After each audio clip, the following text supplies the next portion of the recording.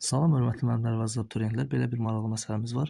Mail müstəvilin K nöqtəsindən şəkillər kimi 4 metr bölü saniyə sürətlə üfüq atılan cisim M nöqtəsinə gəlir, düşür. Buna əsasən K-in uzunluğunu tapmağı soruşur bizdən.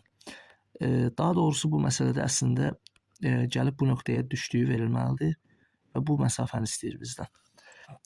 Ona əsasən baxın, bunun atıldığı hündürlüyü h ilə işarələsək, uçuş məsafəsini x ilə işarələsək, burada bir L desək, L uzunluğu.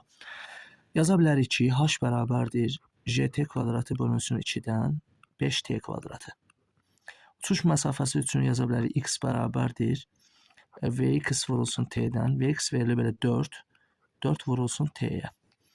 Deməli, h bölünsün x-dan biz yaza bilərik ki, tangens 37 dərəcəyə. H 5t kvadratıdır, x 4t'dir, tangens 37-də də deməli 0,6 bölünsün 0,8-dir.